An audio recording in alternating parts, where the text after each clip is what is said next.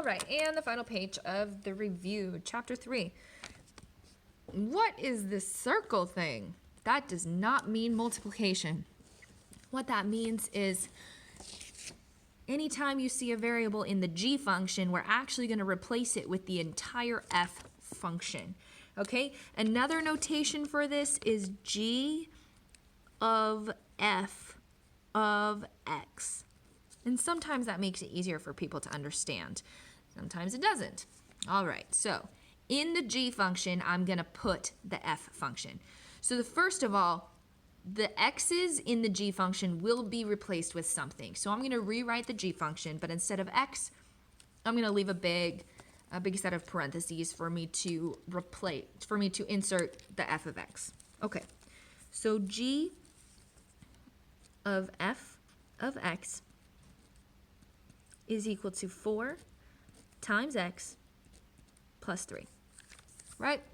4 times x plus 3. Now, I happen to know that what we're plugging in is 2 pieces, so I made my parentheses large enough to fit a binomial, those 2 pieces. So these are what I'm putting in to the parentheses, x cubed minus 3. All right, so now we just simplify. Distribute 4x cubed minus 12, and then drop the plus 3. Again, simplify, combine like terms, negative 12 plus 3, that should be a negative 9. And you're done. Okay, number 15. Putting a function inside of itself, okay, into itself. So another way you could write this is g of t. You're literally putting, instead of the variable t in the g function, you're putting the whole g function. All right, so I'm going to put that down here because I kind of know since we're squaring something, it's going to be a little bit longer. So g of t, however you want to write it, either notation, is equal to t squared. So t is going to be replaced, so I'm just going to leave it open, t squared. Minus 3 times, oh, there's another t, so we leave that open. Now I am replacing the t's with a different function. Oh wait, no, with the same function, the function g. So now that I've left the open parentheses, I will replace all the open parentheses with g of t. G of t is t squared minus 3t. T squared minus 3t, t squared minus 3t. Now, this is a binomial squared. You cannot apply this little 2. This is a negative. Okay, so what this is asking you to do is t squared minus 3t times t squared minus 3t. So let's actually write that out. T squared minus 3t times itself t squared minus 3t. And then minus, we're going to distribute this in, so minus 3t squared, because there's no exponent here, that's why we can distribute. Negative times negative is positive 9t. Now we will FOIL these, or the box method, whatever it is. All of those are just other methods for distributing, okay? This is still called distributing. So t squared times t squared is t to the 4th. T squared times negative 3t is negative 3t cubed. Negative 3t times t squared, oh, that's the same thing, negative 3t cubed. Negative 3t times negative 3t is positive 9t squared. And then we drop down the negative 3t squared, and we drop down the 9t. I can almost guarantee you're going to have one of these on your test, so you've got to be careful when you're timesing out this binomial. All right, now we can combine any like terms and simplify and just clean it up from there. So again, I'm going to write in the order of the exponents, so biggest exponent down. So t to the 4th, there are no others. All right, we have a couple of cubed terms. So negative 3t cubed minus 3t cubed, that does not go away, right? Negative, negative gives me further negative, so negative 6t cubed. When you're combining like terms, the exponents do not change, okay? They change when you're timesing, when you're multiplying. They do not change when you combine like terms. Just the coefficients, just these numbers in front. All right. So then we have plus 9t squared. So here's a t squared and here's a t squared. Plus 9 minus 3 is positive 6t squared. Again, the t squareds just stay. And then plus 9t at the end. This is your answer. All right, we did a lot of graphing practice with telling the transformations that are happening. Here, you don't actually have to write out the transformations. I just want you to graph the function, but you have to graph it using transformations, okay? I don't want you to plug in a table of values. I need you to graph it using the method that we learned. All right, so first of all, it has to be in our general form, y equals a times absolute value x minus h, absolute value, plus k. And if there's a negative in front of our a, or I mean, if our a is negative, that means there's also a reflection. So it's going to be an absolute value facing downward. Okay, the parent function for all absolute values look like this. F of x equals absolute value x. So everything else is a variation.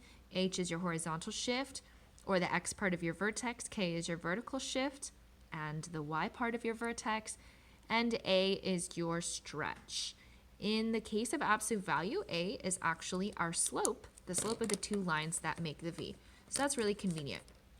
All right, the first one's going to be pretty easy, same as on the test. So first of all, the vertex is HK.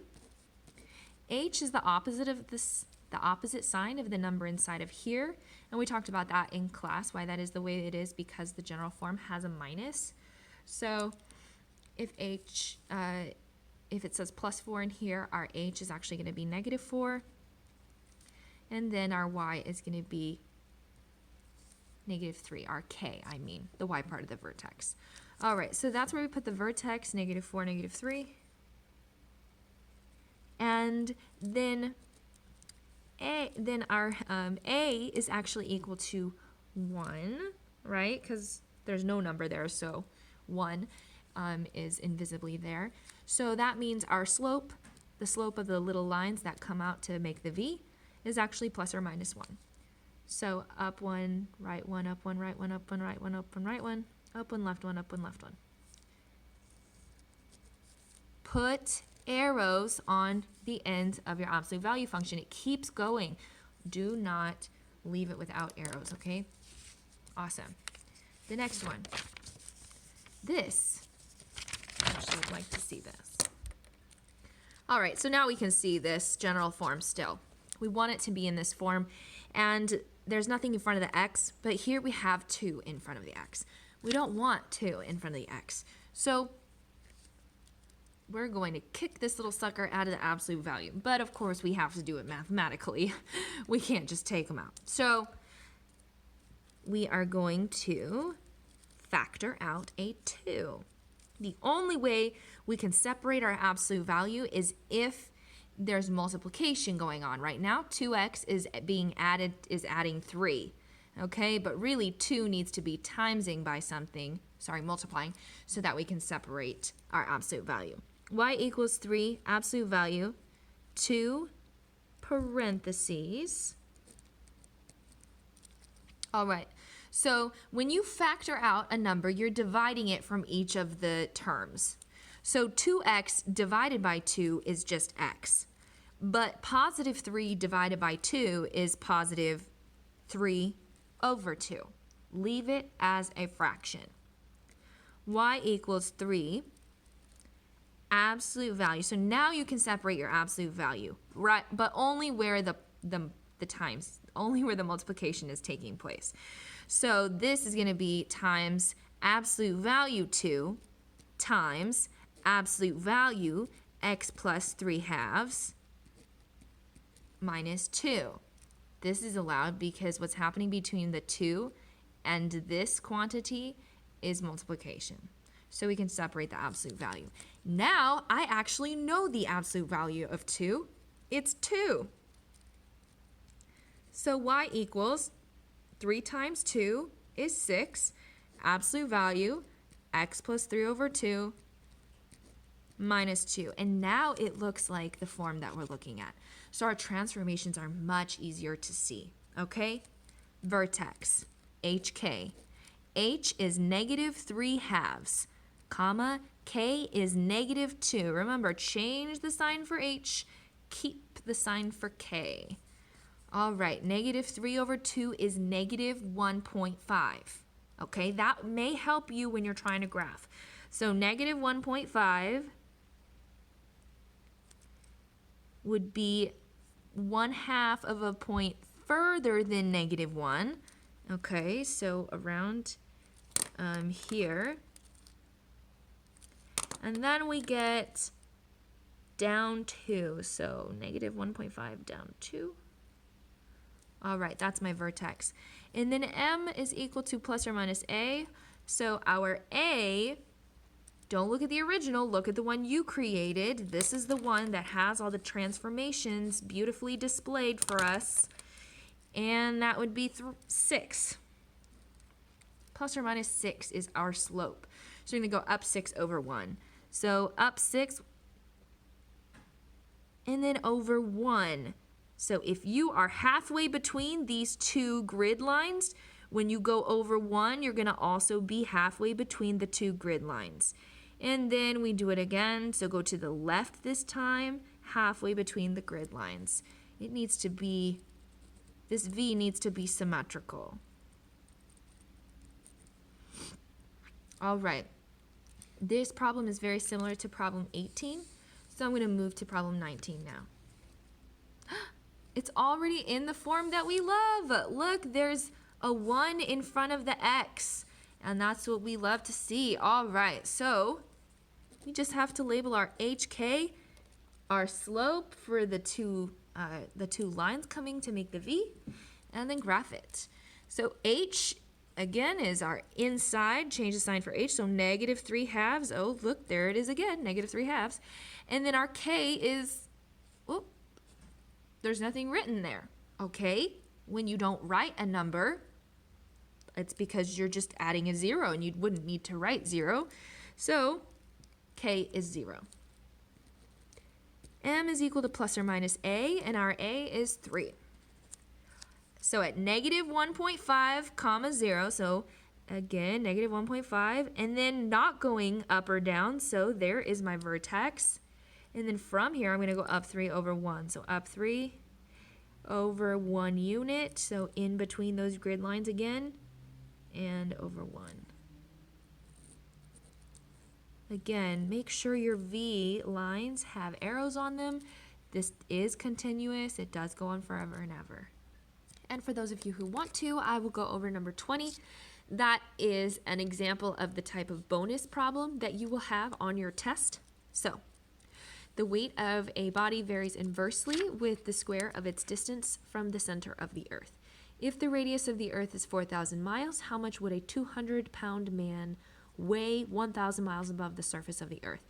Now, this particular variation problem is worded just kind of weirdly. So on your test, it will be worded a little bit more familiarly,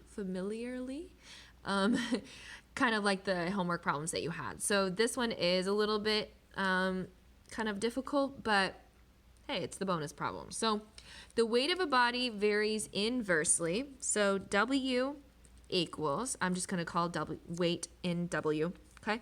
W varies inversely, so it's going to be K over something with the square of its distance. Let's call distance D, again, weight. And then this is the square of its distance, which, as we learned before, means D squared. Okay, so we've set up a model, but we have to find out K before we can use the model because K is our constant. All right, it says if the radius of the Earth is 4,000 miles, how much would a 200-pound man weigh 1,000 miles above the surface of the Earth? Okay, so there's a lot of information in this like one sentence. They've given you information and they've asked for information, but it's kind of unclear which is which. So basically what it's saying is there's a man and he weighs 200 pounds when he's on the surface of the Earth. Okay, so his weight, this example 1,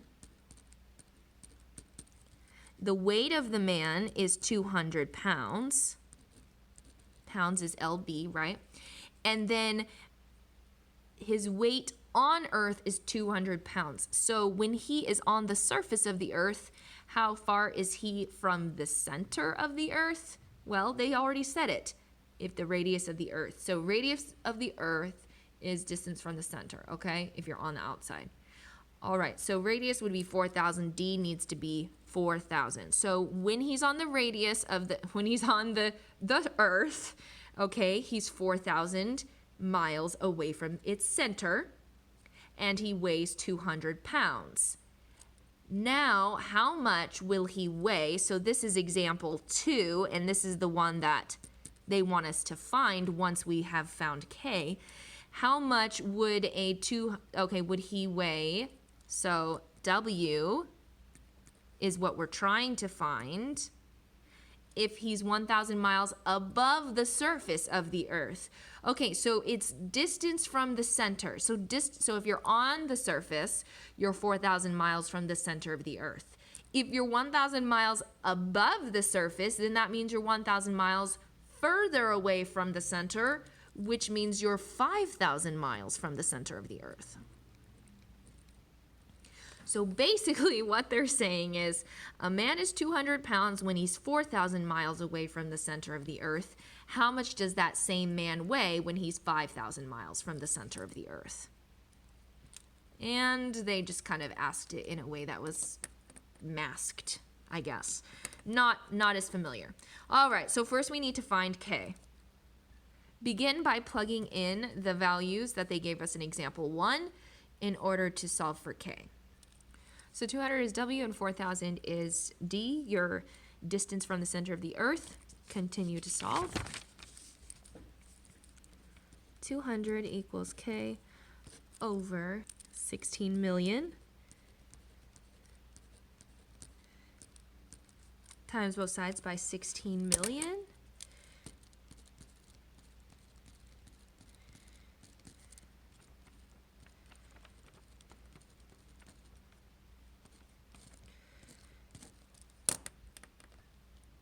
All right, 200 million is K. Now, I think I'll probably give you one that has a little bit smaller numbers since you're not allowed to use a calculator on this test.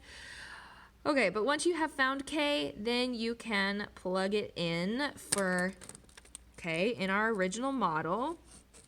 Okay, so W equals 3.2 billion.